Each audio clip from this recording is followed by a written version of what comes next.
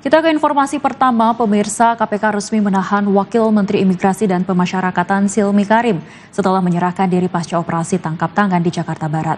Silmi ditahan bersama pejabat imigrasi lainnya setelah menjalani pemeriksaan intensif selama 10 jam.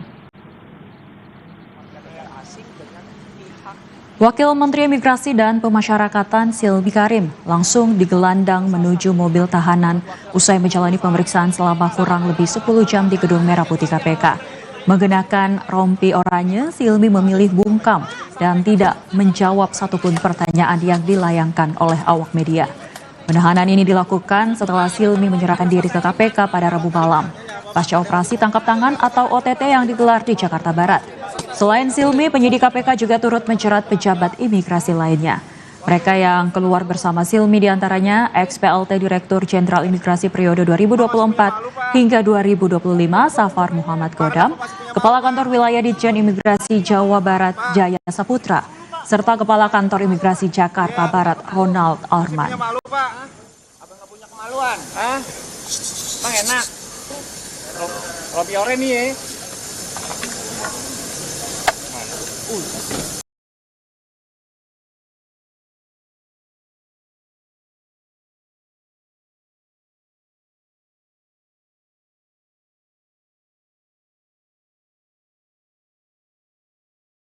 Dan untuk mengetahui perkembangan terkini terkait OTT keimigrasian, kita telah terhubung dengan jurnalis Garuda TV Edo Yoga di Gedung Merah Putih KPK Jakarta. Selamat siang Edo, selain Wakil Menteri Imigrasi dan Pemasyarakatan Silmi Karim yang sudah ditetapkan sebagai tersangka, siapa lagi pihak yang ditetapkan oleh KPK dalam kasus dugaan korupsi ini?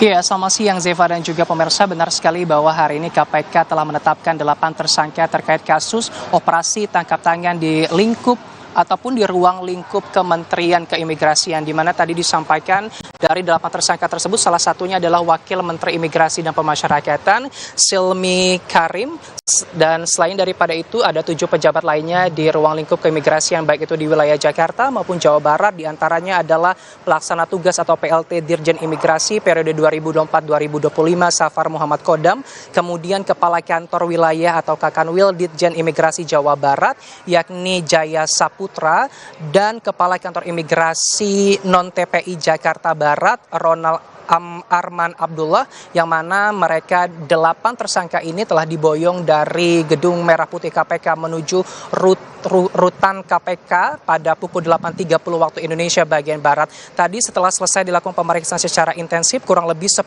jam bagi para tersangka, ini kemudian tadi turun ke bawah untuk dibawa ke mobil tahanan. Tidak ada pernyataan yang dikeluarkan dari para tersangka terkait dengan pertanyaan-pertanyaan yang diajukan oleh kami awak media terkait bagaimana peran mereka dalam kasus OTT ini, kemudian aliran dana yang mereka terima dari kasus ini juga tidak ada tanggapan sama sekali. Dari ke-8 tersangka ini nantinya Zeva dan juga pemirsa akan dijerat dengan 2 pasal berlapis, yakni terkait dengan pasal 12 huruf E dan juga 12 huruf B besar terkait dengan pemerasan dan juga gratifikasi terkait dengan pemberian izin tinggal ataupun izin menetap bagi warga negara asing.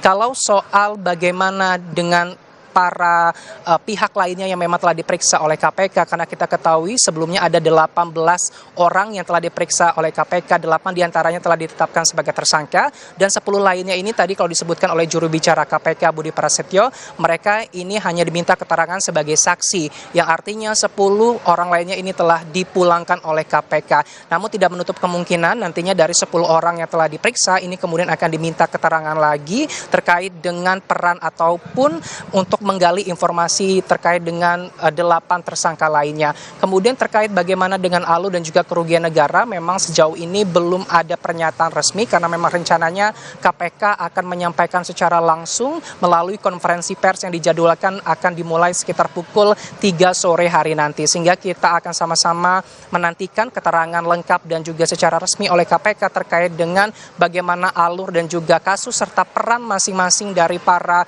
tersangka OTT di ruang lingkup keimigrasian ini, kemudian juga kerugian negara terkait dengan aliran dana atau uang yang diterima oleh masing-masing tersangka ini. Zeva dan juga pemirsa, kalau tadi disebutkan juga oleh juru bicara KPK, setelah ditetapkan sebagai tersangka ke-8 orang ini, KPK juga memang telah melakukan penyegelan di beberapa titik lokasi. Salah satunya yang kita ketahui adalah rumah pribadi ataupun kediaman pribadi dari Wakil Menteri Imigrasi dan Pemasyarakatan yang telah dilakukan pada kemarin malam tepat bersamaan ketika Wakil Menteri Imigrasi dan Pemasyarakatan ini tiba di KPK menyerahkan diri secara sukarela terkait dengan kasus OTT ini. Namun memang tidak dijelaskan apakah kemudian ada barang bukti yang diamankan dari penggeledahan tersebut, karena hal tersebut akan disampaikan dalam konferensi pers nanti ketika pukul 3 siang hari nanti. Selain daripada itu, KPK juga memang telah mengamankan sejumlah barang bukti terkait dengan OTT di kantor imigrasi Jakarta Barat, mulai dari kendaraan ada 7 mobil yang diamankan, 15 kendaraan motor dan 11 sepeda, lalu kemudian juga ada valuta asing ataupun mata uang asing mulai dari dolar Amerika Serikat dan juga uang dolar Singapura, dan juga ada logam mulia yang memang telah diamankan yang kemudian ini akan menjadi barang bukti untuk kemudian akan dilakukan penyidikan lebih lanjut oleh Komisi Pemberantasan Korupsi. Zeva dan juga pemirsa, kita nantikan bersama karena memang nantinya pada pukul 15.00 waktu Indonesia bagian Barat, KPK akan menyampaikan pernyataan resminya secara lengkap terkait dengan OTT dan juga penetapan 8 tersangka dalam kasus OTT di ruang lingkup keimigrasian. Sementara itu Zeva, kembali ke Anda di studio.